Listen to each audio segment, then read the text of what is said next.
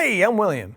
Today we're going to show you how to test and replace the user interface control on a Samsung dryer.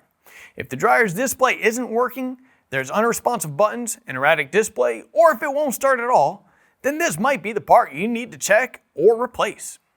Now before we dive in, like this video and subscribe to our channel so you'll never miss our latest repair guides. We've got just about every major appliance covered right here. With over 2 million products in stock and the know-how to help you do it yourself, we are AppliancePartsPros.com. Now just a heads up, today we're going to need a Phillips screwdriver and a multimeter with needle probes. Also, please remember that safety comes first. Don't forget to unplug your dryer or turn that breaker off before working on it. First thing we're going to do is access the main control and set it up for voltage testing. We're grabbing our Phillips screwdriver and removing the 2 screws securing the top panel at the back. Then we're moving the top panel to the back, lifting it up, and setting it to the side. With that out of the way, we're using our Phillips screwdriver to remove the 3 mounting screws that hold the main control housing to the front and side frame. Then we can carefully rotate the main control so that we can get access to the wires and make sure no bare wires are touching any metal. Alright, we're going to be testing for live voltage at this point. Now before you try it, remember that extreme care should always be taken to protect yourself against electrical shock, which could potentially result in serious injury. Please do not test live voltage if you're uncomfortable using a multimeter. When you're ready, let's plug the power cord back in or flip that breaker back on. We're setting our meter to volts DC, which looks like a V with a dotted line. We are also going to go ahead and press that power button on the console. Then we're testing at the connection CN2. We need to put our black probe on the pink wire found at pin 4, and that's going to stay here. Then we're placing the red probe on the white wire at pin 5. We should see 5 volts DC at this point. Now let's put the red probe on the red wire at pin 6, and we should see 15 volts DC. If any voltage reading was missing, then something else may be causing the problem. Next, we're going to unplug the power cord or turn that breaker off. Here we're checking the wire connections that's just behind the console and making sure that the connections aren't loose.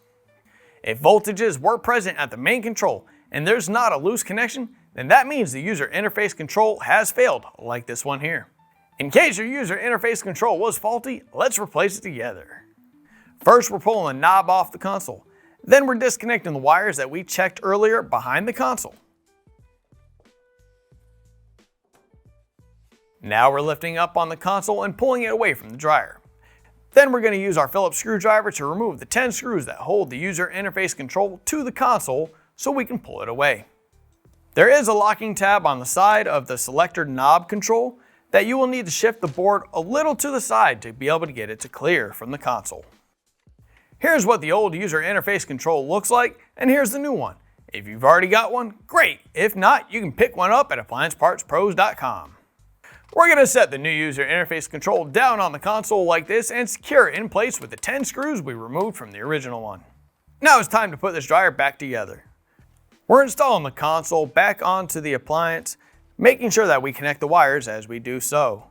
Once the console is in place, we're going to go ahead and install the knob, making sure to line up the flat spot on the port of the knob with the flat spot on the control shaft. Then we can use our Phillips screwdriver to rotate the main control back in place and secure it with the 3 Phillips screws that we removed earlier. Now we're grabbing our top panel, setting it on the dryer about 3 inches or so from the console, and then sliding it forward. We need to secure the top panel with the final Phillips screws, and with that, we're all done. Don't forget to plug the power cord back in or turn that breaker back on. You made it! Great job! We hope you were able to get your Samsung dryer back up and running. How was the experience? Let us know in the comments. And if you have any questions or if you still need to order a new user interface control, just grab your model number and visit us at AppliancePartsPros.com.